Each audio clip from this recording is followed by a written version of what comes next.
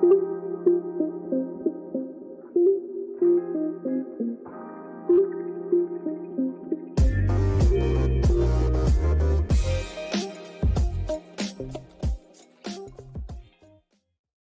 Sires, documentary filmmaker. Your new documentary, ChiefsAholic, comes out December 24th on Amazon Prime Video. And I want to talk about that documentary, but first I want to get into a little bit about your life. Tell me a little bit about your creative journey, where you started film and music production, and what led you to pursue documentary filmmaking as a whole. So I was in a family band with my cousins.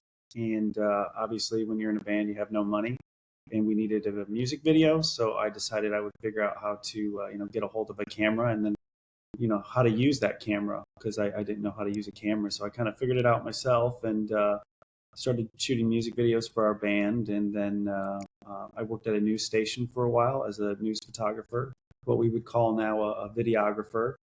And then from there, I started my first documentary in 2015, and that doc took 7 years to get off the ground. And that came out on Max in August. And then, in 2022, I heard the story about this Kansas City superfan who had went missing and turned up in a Tulsa County jail and was accused of robbing a bank in Bixby. And I thought that sounded like an incredible story to explore.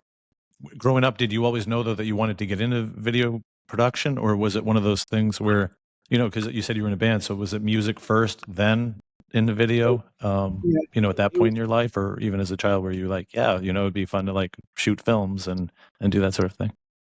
Honestly, I was more of the music kid. I wanted to do music, wanted to be the next rock and roll Beatles band, right, with my cousins. I was always a big fan of film, and I was always a big fan of film scores, right?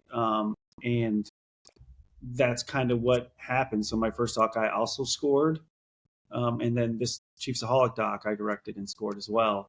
Filmmaking just kind of came naturally as like we needed videos, and I had to figure it out. And then I fell in love with, not only creating music, but also, helping craft the image as well at the same time. I thought was, very powerful, and I just fell in love with it. Okay. And ChiefsAholic, as you mentioned, so it tackles a fascinating story of Xavier Babudar. So what drew you to that story originally? And what made you decide to actually pursue, okay, let's make a documentary about this. This is what I need to do.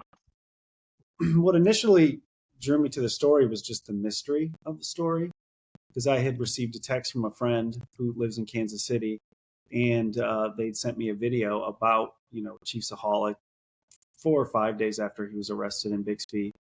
And, there was just so much mystery there. And I wanted to explore it.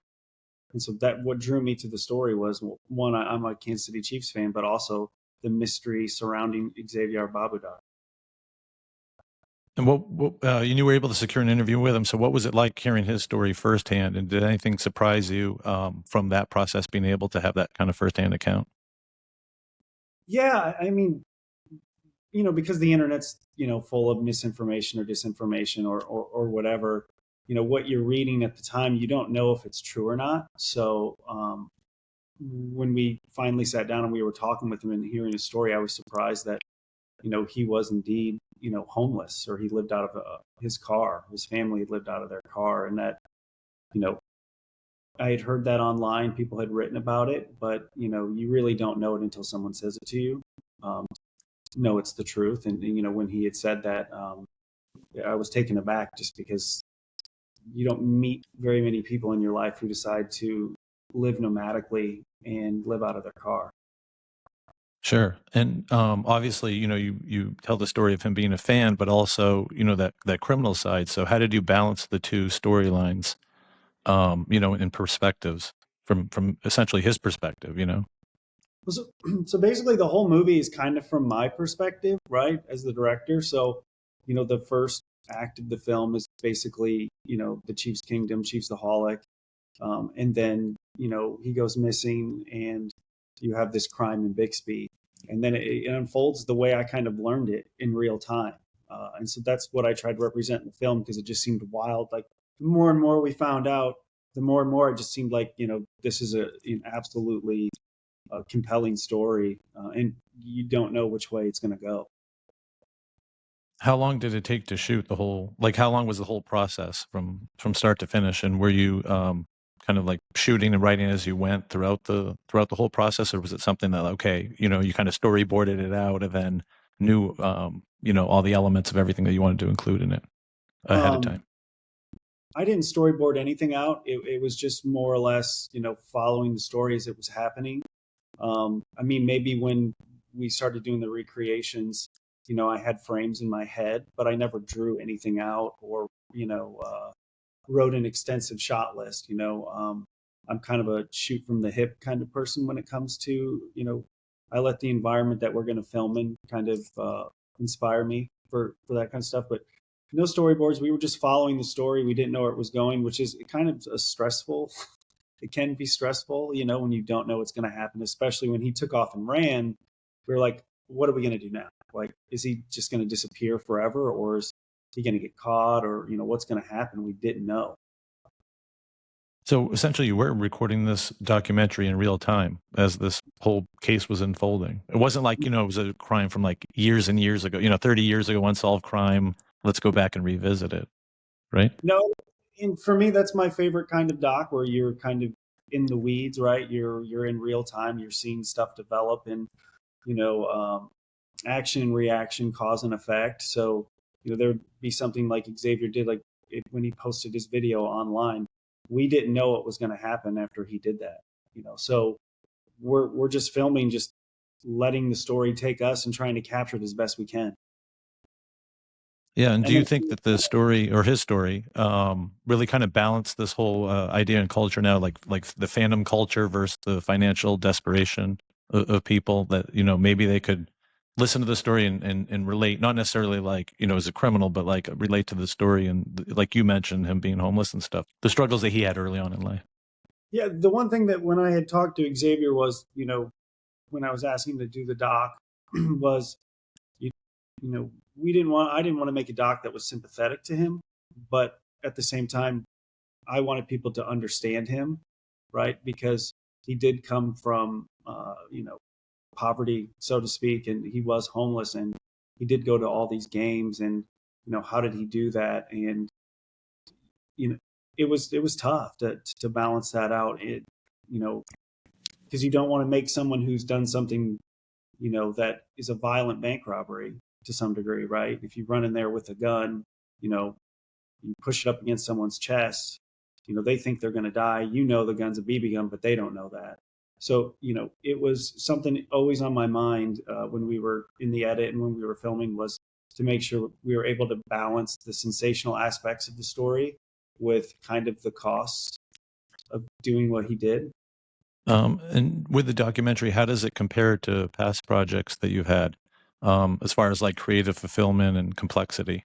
How does it compare? That's a good question. Well, once again, just because we didn't know where it was going, we didn't know when we were going to be done filming for the longest time, and we'd have breaks where they would be several months at a time, and you know, as a filmmaker, you want to film and you want to get your stuff out, you want the world to see it, but at the same time, you want to be patient enough to let the story go where it's going, and that was tough, but at the same time, it was, in the end, I think, very rewarding to stay patient.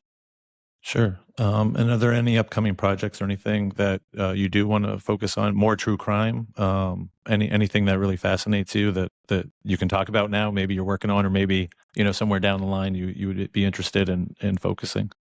There's several projects that we're working on, that I'm working on, and I seem to gravitate towards outliers, people who are outliers, like Xavier, Babudar was an outlier societally wise, and for some reason that's just where I gravitate towards, is people who are outliers to the system that we have, right? And what advice would you give to a filmmaker that may want to follow in your footsteps, either in this genre or any sort of filmmaking? I mean, it sounds trite and simple, but it's just, you don't give up, right? And to be as multi-skilled as possible. because there are points where, I'm directing my DP, and, and then there are dates where the DP can't make it because, the shooting's so sporadic. So then I just have to pick up a camera, right? So it's just obtain as many skills as you can and just go for it. Sure, sure. And when you're not working or working on films, what are there other activities or hobbies that you have interest in? Maybe it's to unwind, get away from it all, that sort of thing. Not really. I don't, Filmmaking is your passion in your life. yeah, I write music, and then, I'm always trying to find a documentary story, or write a script, or and I love the field of filmmaking. I think it's the ultimate art that one can do because it combines, a still image to some degree, and it becomes video, but then it also combines narrative, and it also combines music at the same time. And it's the most three-dimensional art form we have, and I love it. Sure. And I think, true crime is like such a popular subject for documentaries and, shows like Dateline in 2020 and that sort of thing. Mhm. So, that's a unique audience in and of itself that would probably be drawn to this film. But do you think there'll be sports fans also drawn to this just because it's relates so much to NFL, the Chiefs, and being a fan, and there's so many, NFL teams and the popularity of it and the real like big fans of the league? Absolutely, I hope it appeals to everyone. Sports, people who are interested in character docs, crime docs, everything. Like I'm a big fan of all forms of documentary, and I think this one combines a lot of different segments of culture, and it combines it into one. And without having seen the documentary yet, which I want to watch on Christmas Eve, did you approach the NFL or any of the teams or anything about this ahead of time? Like, or did they were just kind of hands off because this was an independent project? Like, Oh, I guess were you like concerned about um, telling this story about it, because it's associated with an organization, even though he's not like an employee or anything like that. yeah, absolutely. At first, I was really concerned about, it's like, oh, it's the NFL footage, licensing, whatnot, and in docs, you're always worried about getting releases and all this other stuff. Just at a certain point, you know, I was just like, I'm just going to film what's happening, what's here, and not worry about it. And then when we get in the edit, we'll figure it out. And, we figured it out. Well, Dylan, thank you so much for doing this. I appreciate it. And best of luck to you in your future career. The documentary ChiefsAholic launches December 24th on Amazon Prime. Thank you, Larry. Yeah, thank Happy you.